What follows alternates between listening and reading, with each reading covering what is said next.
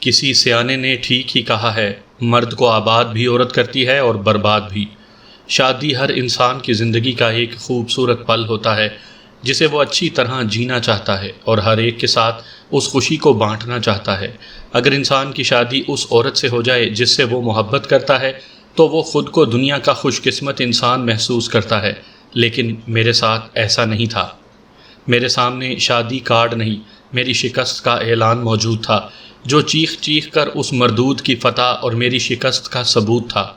میری اس عبرتناک داستان کا حصہ آپ کو سنانے سے پہلے میں چاہتا ہوں کہ میرا اور سننے والوں کا تعارف ہو جانا زیادہ بہتر ہے۔ میں اپنی یہ داستان کیوں اپنے سننے والوں کو سنا رہا ہوں، اس کی وجہ میں داستان کے آخری ابواب میں بتاؤں گا۔ میرا نام مرزا خلیق بیگ ہے۔ ہمارا خاندان خاصا عزت دار اور نامور گھرانہ تھا۔ جب میں نے اس دنیا میں آنکھ کھولی تو میری والدہ بتاتی ہیں کہ آسمان پر پورا چاند موجود تھا، جس کی کرنیں براستہ کھڑکی سے مجھ پر پڑ رہی تھیں، اور میرے دائیں ہاتھ پر پورے چاند کا نشان موجود تھا جو کہ پیدائشی تھا۔ دادا مرحوم خاندان کی ناموری کے قصے سنانے میں کافی فخر محسوس کرتے تھے، لیکن خاندان کی ناموری اور فخر بازاری عورتوں کے پہلو میں نیلام ہو گئی۔ جب میں نے ہوش سنبھالا تو عزت کا نشان ہماری حویلی ایک ساہوکار کے پاس رہن تھی، گویا ابا اور دادا نے اپنے بچے کو وراثت میں قرض کا تحفہ دیا تھا۔ جب ابا نے آنکھیں بند کیں تو ان کی تدفین سے پہلے ہی وہ مردود ساہوکار حویلی پر قبضہ کرنے کی نیت سے موجود تھا۔ ابا کو دفن کرنے کے بعد حویلی کی چابی جیسے ہی میں نے ساہوکار کے حوالے کی اور بے سر و سامانی کے عالم میں باہر نکل آیا تو ساہوکار نے ترس کھا کر 1000 روپے مجھے دیے۔ چونکہ میں پڑھا لکھا تھا اس لیے بہت جلد مجھے نوکری مل گئی۔ نوکری ملتے ہی میں نے ایک فلیٹ کرائے پر لے لیا۔ جس کمپنی میں نے جاب شروع کی وہ ایک چھوٹی سی اکاؤنٹ فرم تھی۔ کمپنی کے مالک بھی کمپنی کی طرح چھوٹے دل کے تھے، بالکل خالص سیٹ تھے۔ نہ جانے کون سے خاندان کے تھے، کوئی ان کو دیکھ کر یہ نہیں کہہ سکتا تھا کہ یہ پڑھا لکھا بندہ ہے۔ دفتر کا سٹاف 14 افراد پر مشتمل تھا۔ کسی بھی فرم کی شان بڑھانے کے لیے لڑکی کا ہونا ضروری ہے، چنانچہ ہماری فرم میں 2 عورتیں تھیں، باقی حضرات تھے۔ 2 خواتین میں ایک کا نام زیبی تھا۔ نام تو ان کا کچھ اور تھا مگر وہ اپنے آپ کو زیبی کہلوانا زیادہ پسند کرتی تھیں۔ اس کی وجہ صرف پاکستانی اداکارہ زیبا تھی۔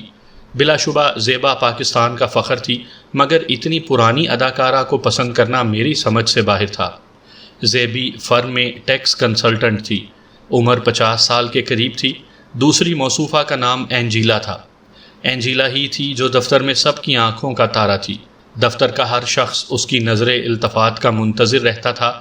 بھینگی ہونے کے باوجود ہر ملازم عشق کے اوزار لیے اس کے آگے پیچھے پھرتا تھا۔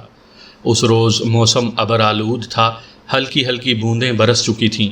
آفس ختم ہونے کے بعد میں جیسے ہی باہر نکلا میں نے دیکھا کہ اینجیلا بھی آفس سے باہر نکل رہی ہے۔ سفید کاٹن کی ساڑی میں وہ بہت حسین لگ رہی تھی۔ وہ آرام سے چلتی بس اسٹاپ کی جانب جا رہی تھی۔ اچانک میری نظر پارکنگ سٹینڈ پر کھڑے ایک شخص پر پڑی۔ وہ نہایت ہی قیمتی قسم کے سوٹ میں ملبوس تھا۔ عمر اس کی 40 اور 45 کے آس پاس تھی۔ اس کے سر اور داڑھی کے آدھے بال سیاہ اور آدھے سفید تھے۔ چہرے پر بچوں جیسی معصومیت تھی، جبکہ آنکھیں بولتی ہوئی محسوس ہوتی تھیں۔ ان آنکھوں میں کچھ مجھے عجیب سی پر اسراریت محسوس ہوئی۔ وہ میری طرف نہایت غور سے دیکھ رہا تھا، جس کو میں نے خاص طور پر محسوس کیا۔ میری طرف دیکھتے ہوئے اس کی آنکھوں میں ایک عجیب سی چمک نمودار ہو جاتی، جیسے مجھ سے کچھ کہنا چاہتا ہو۔ جب بھی میں آفس سے باہر نکلتا وہ میرا منتظر ہوتا۔ ایسا میں کافی دن سے دیکھ رہا تھا کہ وہ مجھ پر نظر رکھے ہوئے ہے۔ پہلے پہل تو میں نے اسے نظر انداز کیا، لیکن بعد میں ایسا لگا کہ وہ شخص صرف مجھ پر نظر رکھتا ہے۔ اسے دیکھ کر میں چونک گیا۔ میں نے اینجیلا کے پیچھے جانے کا ارادہ چھوڑ کر اس بندے سے ملنے کا فیصلہ کر لیا۔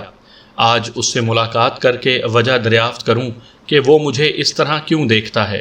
میں آہستہ آہستہ چلتا ہوا اس کے نزدیک پہنچا۔ مجھے اپنے نزدیک آتا دیکھ کر اس کے ہونٹوں پر مسکراہٹ دوڑ گئی۔ مجھے قریب آتا دیکھ کر وہ بولا، میں جانتا ہوں تم میرے پاس کیوں آئے ہو۔ اس کے ہونٹوں پر ایک پرسکون مسکراہٹ تھی۔ جب جانتے ہو تو یہ بھی بتا دو کہ تم مجھے اس طرح کیوں دیکھتے ہو۔ میرے لہجے میں تھوڑا غصہ در آیا۔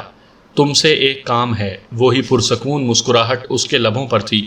کیا کام ہے؟ بے ساختہ میرے منہ سے نکل گیا۔ میری طرف دیکھ کر وہ مسکرایا اور بولا، یہاں نہیں، کل تم مجھے ہوٹل ہوریزون روم نمبر 605 میں آ کر ملو، رات 8 بجے کے بعد دیکھو آنا ضرور۔ اس کی بات سن کر میں چونک گیا۔ ایک اجنبی جس کو میں جانتا تک نہیں، اس کے بلانے پر میں کسی ہوٹل میں کیوں چلا جاؤں؟ نہ جانے وہ مجھے نقصان پہنچا دے۔ نہیں، جو بھی کام ہے ابھی بتاؤ۔ میرا لہجہ سخت تھا۔ ہر کام کرنے کو جگہ اور وقت ہوتا ہے، ابھی نہ وقت ہے نہ جگہ، وہ بولا۔ نہیں، معذرت، میں آپ کو نہیں جانتا، اس لیے آنے کا تو سوال ہی پیدا نہیں ہوتا، میں نے فیصلہ کن لہجے میں کہا۔ اتنا کہہ کر میں بس اسٹاپ کی طرف چل دیا۔ آنا تو پڑے گا میرے دوست، مجھے انکار پسند نہیں، میں نے اپنے عقب سے اس کی آواز سنی۔ اس پر میں جواب دیے بغیر مسکرا دیا اور آگے بڑھ گیا۔ اینجلا جا چکی تھی، میرا موڈ کافی خراب ہو گیا تھا۔ میں سمجھتا تھا کہ اینجلا میرے جذبات سے بے خبر ہے، مگر یہ میری غلط فہمی تھی، جس کا ازالہ اس نے کرسمس پارٹی کے موقع پر کر دیا۔ کرسمس پارٹی میں اس نے صرف اس ناچیز کو بلایا تھا، میری تو جیسے عید ہو گئی۔ اینجلا نے مجھ سے اظہار عشق کر دیا، میرے دل کے کمل کھل اٹھے تھے۔ میں اور اینجلا آفس سے لنچ کرنے باہر ساتھ جاتے اور آفس ختم ہونے کے بعد ہم ساتھ گھر جاتے۔ اس دن کے بعد وہ آدمی مجھے دوبارہ دکھائی نہ دیا۔ ہمارا عشق بغیر وقفے کے 6 ماہ تک چلا۔ پھر آفس میں ناہما کی آمد ہوئی، بوٹے قد، گھنگریالے بالوں والی خوش مزاج حسینہ، جس کے آتے ہی اینجلا کا رنگ ماند پڑ گیا۔ ایک بات میں خلوص دل سے بتا دوں کہ میرے دل میں اینجلا کے لیے اس وقت تک منافقت پیدا نہ ہوئی جب تک ناہما نے خود اپنے قدم میری طرف نہ بڑھائے۔ ایک بات میں اور عرض کر دوں، میرا رہن سہن ویسا ہی تھا جیسا کہ حویلی چھوڑتے وقت تھا۔ میں ہمیشہ سے اچھا کھانا اور اچھا پہناوے کا عادی ہوں، اپنی آمدنی کا بڑا حصہ میں خود پر خرچ کرنے کا عادی ہوں۔ اس روز آفس سے جلدی چھٹی ہو گئی، میں حسب معمول بس اسٹاپ پر جا کر کھڑا ہو گیا۔ میرا ارادہ اس ماہ کی انکم سے موٹر سائیکل خریدنے کا تھا۔ بسوں اور رکشوں کے سفر سے میں عاجز آ گیا تھا۔ تھوڑی دیر ہوئی تھی کہ میں نے ناہما کو اسٹاپ پر دیکھا۔ اس نے بلو جین اور گرے کلر کی شرٹ پہن رکھی تھی جس میں وہ غضب ڈھا رہی تھی۔ اسٹاپ پر کھڑا ہر مرد اس کی جانب دیکھ رہا تھا۔ سن گلاسز نے رہی سہی کمی بھی پوری کر دی تھی۔ اینجلا تو سیدھی سادی تھی، جبکہ ناہما تو بہت فیشن پرست تھی۔ میں نے اس کی طرف سرسری نظروں سے دیکھا، پھر اسٹاپ کی طرف دیکھنے لگا۔ اچانک میرے کانوں نے ایک سریلی آواز سنی، بزی ہیں خلیق صاحب؟ میں نے چونک کر دیکھا تو وہ ناہما تھی۔ جی نہیں، فرمائیے، میں نے شائستہ لہجے میں جواب دیا۔ دراصل ایک دوست کے ساتھ مووی کا پروگرام بنایا تھا، 2 ٹکٹ بک کروائے تھے مگر وہ آئی نہیں۔ تنہا جاتے ہوئے ڈر لگتا ہے، وہ ہچکچاتے ہوئے ایک ادا سے بولی۔ تو آپ چاہتی ہیں کہ میں آپ کے ساتھ پکچر دیکھنے چلوں؟ اس نے اسبات میں سر ہلا دیا۔ بھلا میں اس کی دعوت کیوں نہ قبول کرتا؟ آپ سوچ رہے ہوں گے کہ اینجلا کے ہوتے ہوئے میں اس کے ساتھ کیوں جا رہا ہوں، مگر آپ کو کوئی خوبصورت لڑکی آفر دے تو آپ کیا کرتے؟ لازمی آپ دعوت قبول کرتے۔ پھر میں نے ایک ٹیکسی روکی، ہم دونوں ٹیکسی میں بیٹھنے لگے تو میں نے اسی آدمی کو دیکھا جو ایک خوبصورت سی کار سے ٹیک لگائے میری طرف دیکھ رہا تھا۔ میں نے دیکھا کہ اس کے ہونٹوں پر عجیب سی مسکراہٹ ہے، جیسے کہہ رہا ہو کہ ابھی تو کھیل شروع ہوا ہے۔ یہ آدمی دوبارہ 6 ماہ بعد دکھا تھا۔ بہرحال میں نے اور ناہما نے پکچر ساتھ دیکھی، ڈنر ساتھ میں کیا۔ دوران فلم میں سوچتا رہا کہ وہ آدمی کون ہے اور مجھ سے کیا چاہتا ہے۔ پھر تو کیا تھا، آفس میں جیسے بھونچال آ گیا۔ ناہما نے روزانہ مسکرا کر سلام کرنا شروع کر دیا، جسے سب نے نوٹ کیا۔ دفتر کے مردوں میں مایوسی چھا گئی، انہوں نے اوزار عشق سمیٹ کر تھیلے میں ڈال لیے۔ ناہما مجھے اینجلا سے زیادہ اچھی لگنے لگی تھی۔ اینجلا کو میں نے نظر انداز کرنا شروع کر دیا، جسے سب نے محسوس کیا۔ اینجلا کو اس وقت یقین ہو گیا کہ میں نے اس کی برتھ ڈے پارٹی کو انکار کر دیا۔ تب وہ مظلوم لڑکی خاموشی سے پیچھے ہٹ گئی۔ میری اور ناہما کی محبت پروان چڑھنے لگی۔ میں اپنی تنخواہ کا بہت سا حصہ ناہما پر خرچ کر دیا کرتا تھا، جس کی وجہ سے میری آدھی تنخواہ اس پر خرچ ہو جاتی تھی اور میرا مہینہ مشکل سے گزرتا تھا۔ چنانچہ میں نے رکشہ ٹیکسی چھوڑ کر بسوں میں سفر کرنا شروع کر دیا۔ اس کی ماں مجھے بیٹا اور بھائی انکل کہا کرتے تھے۔ ناہما سے میری محبت بہت زوروں پر تھی، اب تو جب تک میں اس کو دیکھ نہ لوں مجھے سکون نہیں ملتا تھا۔ پھر ایک روز ایسا ہوا جس سے میری دنیا ہی بدل گئی۔ ناہما کی سالگرہ کا دن قریب آ گیا۔ ایک شام دوران گفتگو ناہما نے مجھ سے اپنی سالگرہ کا ذکر کیا۔ میں تو اس کی خوشنودی کا کوئی موقع ہاتھ سے جانے نہیں دے سکتا تھا، چنانچہ میں مسکراتے ہوئے بولا، اس بار تمہاری سالگرہ دھوم دھام سے منائی جائے گی۔ کیا مطلب؟ وہ چونک گئی۔ مطلب یہ کہ تمہارے گھر میں ایک چھوٹی سی تقریب ہوگی جس میں دفتر کے تمام لوگ شریک ہوں گے، میں نے مسکراتے ہوئے کہا۔ اس کی آنکھوں میں چمک آ گئی، پھر یکدم اداس ہو گئی۔ میں نے کبھی سالگرہ نہیں منائی، اخراجات زیادہ ہوں گے۔ اس کی آواز میں مایوسی تھی۔ ہونے دو، اخراجات کی کون پرواہ کرتا ہے؟ نہیں خلیق، ویسے تمہاری آدھی انکم مجھ پر خرچ ہو جاتی ہے، میں نے اس کی بات کاٹ کر کہا۔ نہیں، تمہارے لیے ساری دنیا کا بوجھ اٹھا سکتا ہوں، میں نے روایتی عاشقوں کی طرح جواب دیا۔ اس کے گلابی لب کھل اٹھے۔ بہرحال سالگرہ کا انتظام شروع کر دیا گیا تھا۔ میں چاہتا تھا کہ اس کی سالگرہ اتنی دھوم دھام سے ہو کہ سب یاد رکھیں۔ جوش محبت میں دعویٰ تو میں کر گیا تھا، مگر اس کے انتظامات کرنا میرے لیے بہت مشکل تھا۔ پورے ماہ کی تنخواہ اور موبائل، میرے 2 موبائل تھے، ایک سادہ، دوسرا اسمارٹ فون، چنانچہ اسمارٹ فون کی قربانی مجھے زیادہ بہتر لگی۔ قیمتی گھڑی، وال کلاک، 2 مہنگے والے سوٹ فروخت کرنے پڑے تھے، اور دوستوں سے قرض لے کر میں نے ناہما کو انتہائی قیمتی شلوار سوٹ لے کر دیا جو کہ بہت مہنگا تھا۔ دفتر کے تمام لوگوں کو مدعو کیا گیا۔ اس میں وہ انسان بھی موجود تھے جسے میں شیطان کا خالہ زاد بھائی کہوں تو زیادہ مناسب ہوگا۔ سامعین کرام، آپ سن رہے ہیں ایک خوفناک اردو کہانی، موت کی وادی۔ یہ اس سلسلے کی پہلی قسط ہے۔ مجھے امید ہے آپ کو میری یہ کاوش پسند آئے گی۔ آپ نے اگر ابھی تک میرا چینل مائی وائس سبسکرائب نہیں کیا تو ابھی میرے چینل کو سبسکرائب کر کے بیل نوٹیفیکیشن آن کر لیجئے تاکہ آنے والی ہر نئی کہانی کی اطلاع بر وقت آپ تک پہنچ سکے۔ اس کا نام سلیم بیگ تھا۔ وہ فرم کا نیو اپائنٹمنٹ تھا اور فرم میں مینیجر کی پوسٹ پر تھا۔ چھوٹی چھوٹی آنکھوں والا، چھریرے بدن کا حامل یہ شخص منفی قوتوں کے لیے کافی کشش کا حامل تھا۔ پارٹی شروع ہوئی۔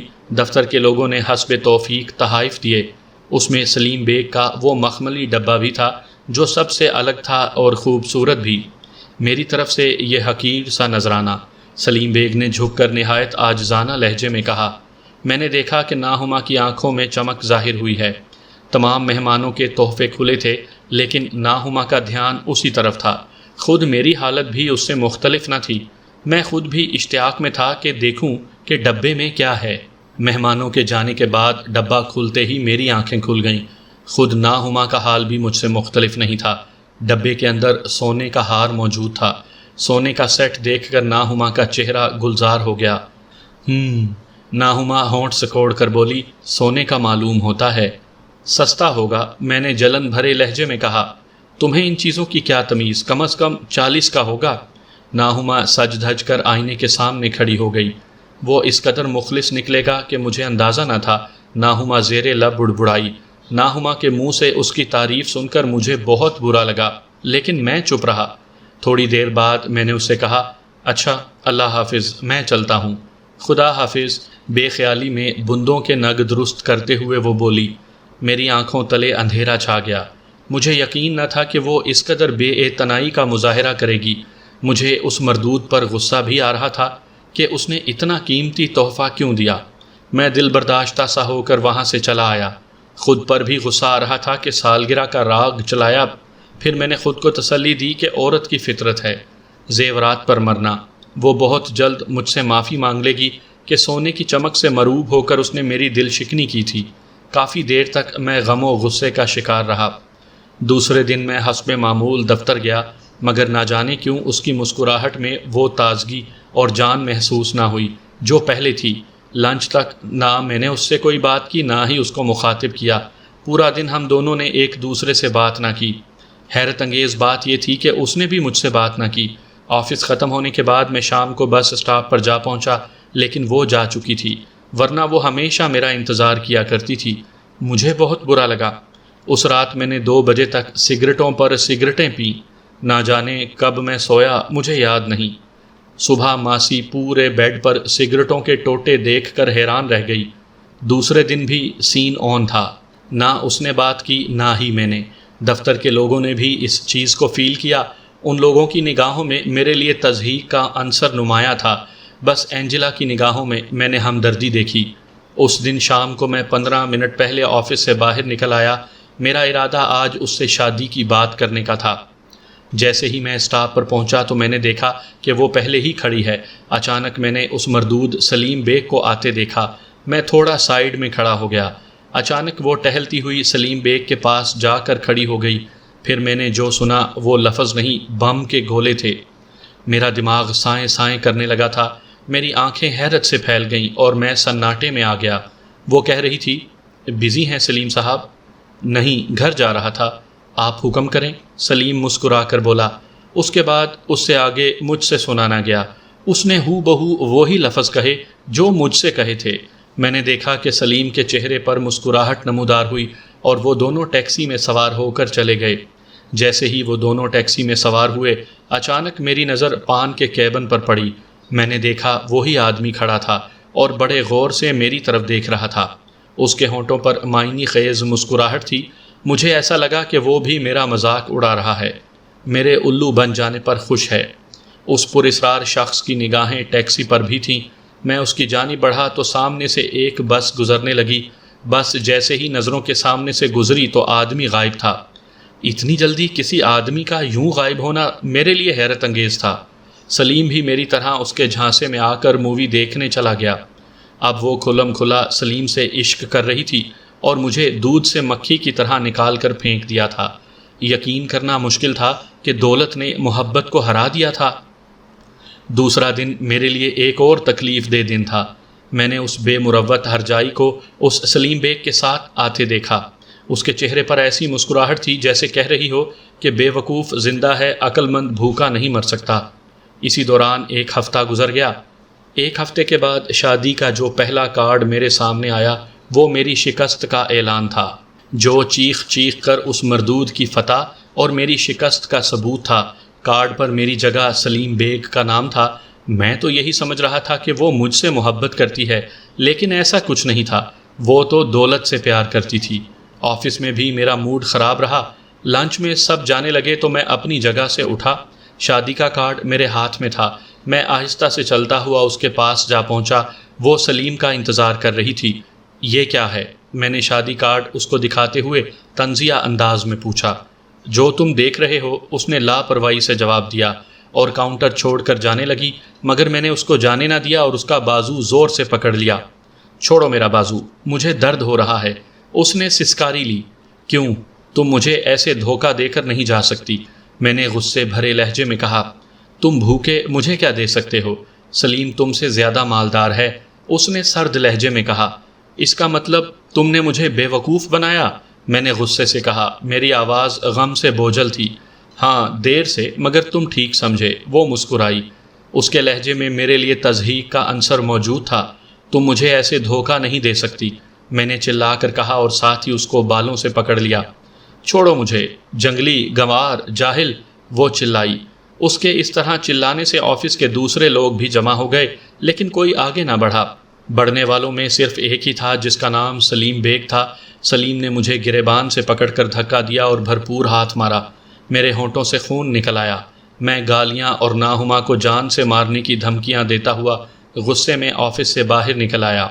سارا دن میں یوں ہی گھومتا رہا۔ رات ہوتے ہی میں فلیٹ کی سیڑھیاں چڑھ کر اوپر جانے لگا تو میں نے دیکھا وہی آدمی چوکیدار سے باتوں میں مصروف ہے۔ مجھے دیکھ کر اس کے ہونٹوں پر پھر وہی مسکراہٹ ابھری جسے دیکھ کر میرا دل جل کر راکھ ہو گیا۔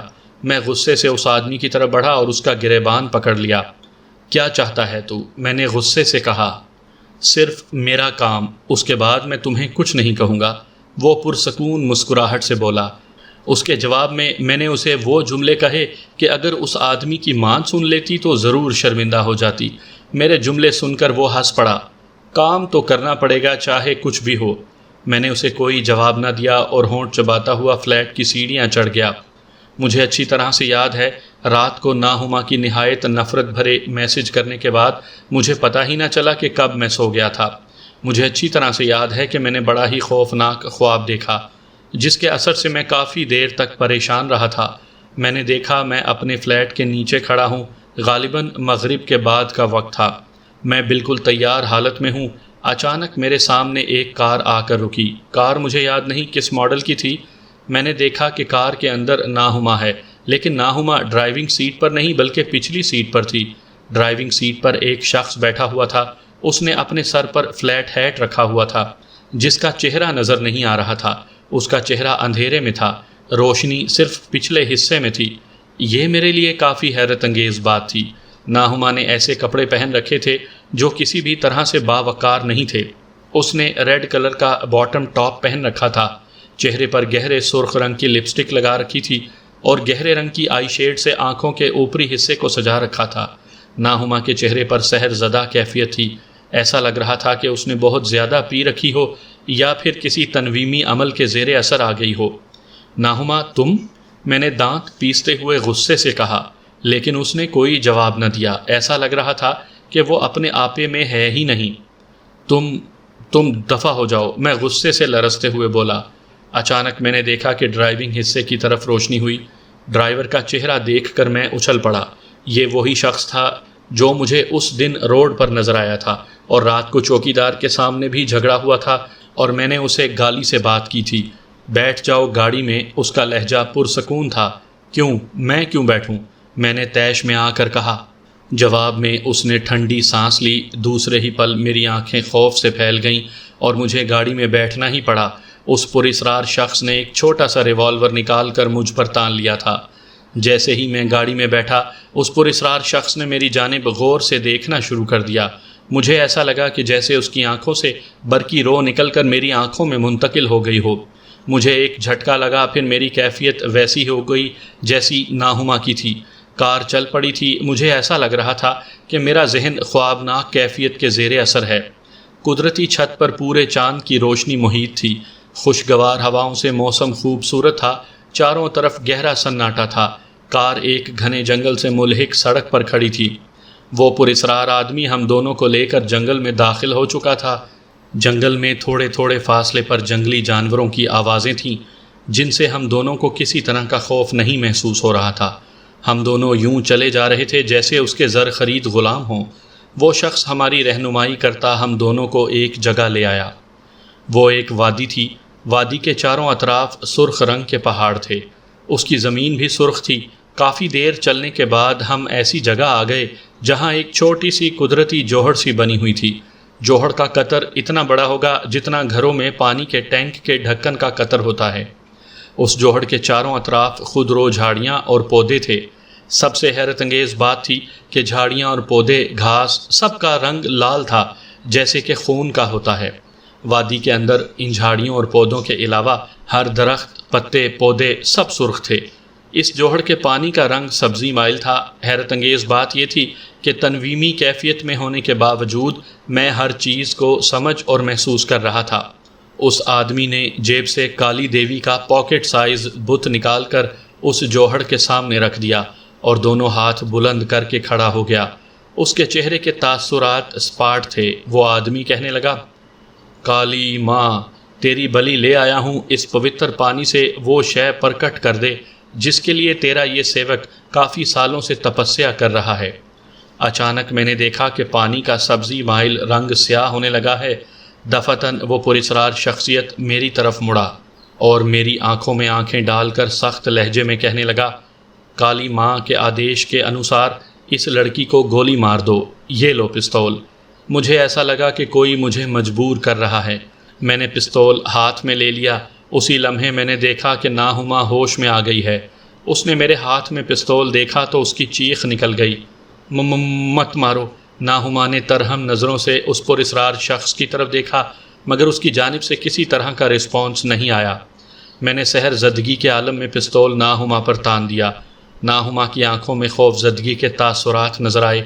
دوسرے ہی لمحے ناہما کی چیخ نکل گئی۔ گولی اس کے سینے میں پیوست ہو گئی۔ وہ کسی کٹے ہوئے جھاڑ کی طرح گر پڑی۔ خون کی ایک پتلی لکیر اس جوہڑ میں جانے لگی۔ جوہڑ کے پانی کا رنگ لال ہو گیا۔ ناہما تڑپنے لگی اور ساکت ہو گئی۔ بلی پوری ہو گئی۔ اب تم جوہڑ کے اندر سے میری چیز باہر نکال دو۔ میں نے اس جوہڑ کے اندر ہاتھ ڈالا۔ میری انگلیاں ایک ٹھوس چیز سے ٹکرائیں۔ میں اس کو باہر نکال رہا تھا کہ میرے کانوں سے تیز چیخ ٹکرائی۔ میرا ہاتھ لرز گیا۔ چیخ کسی خاتون کی تھی۔ آواز میں درد اور کرب دونوں کی آمیزش تھی۔ چیخ سن کر میرے رونگٹے کھڑے ہو گئے، وہ چیز میرے ہاتھ سے نکل گئی۔ اچانک مجھے کسی نے زور سے دھکا دیا، میں دور جا گرا۔ پھر میں نے اس پراسرار شخص کی آنکھوں میں مایوسی دیکھی۔ اس کے بعد میری آنکھ کھل گئی۔ آنکھوں کے گرد کافی دیر تک اندھیرا چھایا رہا۔ ہوش و حواس بحال ہوئے تو میں نے خود کو اپنے بیڈ پر پایا۔ گویا جو میں نے دیکھا تو وہ خواب تھا۔ اچانک میری نظر دیوار گیر گھڑی پر پڑی۔ گھڑی میں رات کے 3 کا وقت تھا۔ خواب جس پر نہ جانے کیوں مجھے سچ کا گمان ہو رہا تھا۔ میرے دل کی دھڑکن بہت تیز ہو گئی تھی۔ اچانک میری نظر اپنے دائیں ہاتھ پر پڑی اور میری آنکھیں حیرت اور خوف سے کھلی رہ گئیں۔ میرا دایاں بازو کیچڑ سے بھرا ہوا تھا۔ گویا یہ خواب نہیں تھا۔ میں فوراً بستر سے اٹھ کھڑا ہوا اور ہاتھ دھونے واش روم کی طرف بھاگا۔ اچانک میری نظر دروازے پر گئی۔ فرش پر کیچڑ کی لمبی پتلی لکیریں بیڈ روم تک جا رہی تھیں۔ خوف سے میری آنکھیں پھیل گئیں۔ مجھے سمجھ نہیں آ رہا تھا کہ یہ سب کیا ہے۔ وہ پراسرار آدمی مجھ سے کیا چاہتا ہے؟ آخر دماغ پر زور دینے کے باوجود جب کچھ سمجھ میں نہ آیا تو میں نے سب وقت پر چھوڑ دیا اور بستر پر جا کر لیٹ گیا۔ نہ جانے کب نیند آئی پتہ ہی نہ چلا۔ بس سناٹے کے احساس نے مجھے اپنے حصار میں لے رکھا تھا۔ کبھی میں اپنے آپ کو گہرے اندھیرے میں پاتا، کبھی روشنی میں۔ اچانک موبائل کی گھنٹی کی تیز آواز نے مجھے چونکا دیا اور میری آنکھ کھل گئی۔ آنکھ کھلتے ہی میری نظر وال کلاک پر پڑی۔ وہاں صبح کے 11 بج رہے تھے۔ میرا سر نہایت بھاری ہو رہا تھا۔ ایسا لگ رہا تھا کہ جیسے میرے سر پر کوئی بڑا اور بھاری پتھر رکھا ہے جو ذرا سی جنبش پر سر سمیت لڑک کر نیچے جا گرے گا۔ میں کافی دیر تک یوں ہی بے سود پڑا رہا۔ اچانک دوبارہ بجنے والی موبائل کی آواز سن کر میں چونک اٹھا۔ میں نے فون ریسیو کیا تو اینجلا کی کال تھی۔ یہ تم نے کیا کیا؟ اس کی چیختی آواز مجھے سنائی دی۔ آواز میں گھبراہٹ کا عنصر نمایاں تھا۔ کیا ہوا جو اتنا گھبرائی ہو؟ میں نے سستی بھری آواز میں جواب دیا۔ ناہما کا خون ہو گیا۔ آواز سے بدحواسی ظاہر ہو رہی تھی۔ خون؟ میری آواز کانپ گئی۔ گزشتہ رات کا خواب میری آنکھوں کے سامنے گھوم گیا۔ میں نے کچھ دیر کے لیے خاموشی اختیار کر لی۔ کیا ہوا؟ خاموش کیوں ہو؟ اینجلا کی آواز پھر سنائی دی۔ کس نے کیا؟ سلیم بیگ نے تم پر شک ظاہر کیا ہے اور تمہاری دی ہوئی دھمکیوں کا حوالہ دیا ہے، سب کے سامنے، جو تم نے ناہما کو دھمکیاں دی تھیں۔ مگر میں جانتی ہوں کہ تم بے گناہ ہو۔ تم اس ہرافہ کے چکر میں پھنس ضرور گئے تھے مگر تم خون نہیں کر سکتے۔ اینجلا جذبات سے مغلوب لہجے میں گویا ہوئی۔ سلیم بیگ گدھا ہے، اپنی دشمنی نکال رہا ہے، میں نے غصے سے کہا۔ مگر تم نے بھی ناہما کو جان سے مارنے کی دھمکی تو دی تھی نا؟ ہاں دی تھی، مگر اس کا یہ مطلب ہوا کہ میں نے اس کا خون کر دیا؟ بچوں والی باتیں کرتی ہو تم بھی، میں نے غصے سے کہا۔ نہیں نہیں، مجھے یقین ہے وہ یکدم گڑبڑا گئی۔ پولیس کو پتہ کیسے چلا؟ وہ سلیم گیا تھا ناہما کے فلیٹ پر، وہاں اس نے ناہما کو پک کرنا تھا، مگر وہاں اس نے ناہما کی لاش پائی۔ لاش کے پاس پولیس کو ایک پستول ملا ہے۔ پستول کے نام سے میرے ذہن میں خواب گھومنے لگا تھا، لیکن خواب کبھی سچ ہوئے ہیں؟ مجھے یہ ساری شرارت اسی پراسرار آدمی کی لگ رہی تھی جو مجھے نظر آتا تھا۔ اینجلا اپنی بات جاری رکھے ہوئے بولی۔ پولیس نے کارروائی کرتے ہوئے اسٹاف کے فنگر پرنٹس حاصل کیے ہیں، شاید اب پولیس تمہاری طرف آنے والی ہو۔ اینجلا نے اپنی بات مکمل کی تھی۔ اچانک فلیٹ کے دروازے پر زور زور سے دھڑ دھڑ ہوئی۔ میرا دل دھڑک اٹھا۔ خوف سے دل کی دھڑکن تیز ہو گئی۔ لگتا ہے گیٹ پر پولیس ہے، میں نے اینجلا کو جواب دیا۔ اسی پل گیٹ کھلا اور بہت سے پولیس والے ایک ساتھ بیڈ روم کے اندر داخل ہوئے اور میں بستر سے اٹھ کر سیدھا کھڑا ہو گیا۔ خوف سے میری ٹانگیں کانپنے لگی تھیں۔ فون میرے ہاتھ سے فرش پر گر گیا۔ میں بوکھلا گیا تھا۔ تمہارا نام خلیق ہے؟ ایک پولیس والے نے، جو کہ وردی سے سینئر افسر لگ رہا تھا، کرخت لہجے میں پوچھا۔ جی۔ خوف سے میرا چہرہ زرد پڑ گیا۔ میں ہکلایا۔ ضابطے کی کارروائی کے لیے ہمارے ساتھ چلنا ہوگا۔ پولیس والے کا لہجہ بدستور کرخت تھا۔ مگر کیوں؟ آپ کے پاس وارنٹ ہے؟ میں نے سنبھلتے ہوئے جواب دیا۔ وارنٹ؟ انسپکٹر طنزیہ انداز میں بولا۔ چند لمحوں کے بعد وہ دوبارہ گویا ہوا۔ دفعہ 302 کا چارج ہے تجھ پر، چلنا تو پڑے گا بچو۔ پیار سے چلے گا تو تیرے لیے اچھا ہے، ورنہ ہمیں زبردستی کرنی ہوگی۔ انسپکٹر مسکرایا۔ اس کی مسکراہٹ مجھے کسی کتے کی غراہٹ سے مشابہ لگی۔ نہ جانے کیوں میرا دل گواہی دے رہا تھا کہ اگر میں ان کے ساتھ گیا تو پولیس مجھے زبردستی قتل کے جرم میں ملوث کر دے گی۔ میرا ذہن بڑی ہی تیزی سے سوچ رہا تھا کہ اچانک ایک بہت ہی خطرناک قسم کا خیال میرے ذہن میں آیا۔ میں نے نظر گھمائی تو مجھے بیڈ سے 2 قدم کے فاصلے پر اپنی کھڑکی کھلی نظر آئی، لیکن تیسری منزل سے چھلانگ لگانا اتنا آسان نہیں تھا، نہ ہی میں کوئی فلمی ہیرو تھا جو آسانی سے فرار ہو سکتا تھا۔ چنانچہ میں نے اپنے آپ کو پولیس کے حوالے کرنا زیادہ ضروری سمجھا۔ ہو سکتا تھا کہ فرار کی صورت میں پولیس گولی چلا دیتی۔ پولیس والوں نے مجھے لے جا کر لاک اپ میں بند کر دیا، مگر اس سے پہلے وہ میرے فنگر پرنٹس لینا نہ بھولے۔ لاک اپ میں میرے ساتھ ایک قیدی اور بھی تھا جو گھٹنوں میں منہ چھپا کر بیٹھا تھا۔ میں اس بندے کو نظر انداز کرتا ہوا دیوار سے ٹیک لگا کر بیٹھ گیا۔ ہو ناہما کا خون اسی پراسرار بندے نے کیا تھا اور مجھے پھنسا دیا تھا۔ اگر انگلیوں کے نشان آلہ قتل سے میل کھا گئے تو پھر مجھے پھانسی سے کوئی نہیں بچا سکتا۔ میرا چہرہ خوف اور دہشت سے زرد پڑ چکا تھا۔ اتنے پریشان کیوں ہو؟ ایک آواز میرے کانوں سے ٹکرائی۔ میں نے آواز کی سمت دیکھا تو یہ اسی قیدی کی آواز تھی جو سر چھپائے بیٹھا تھا۔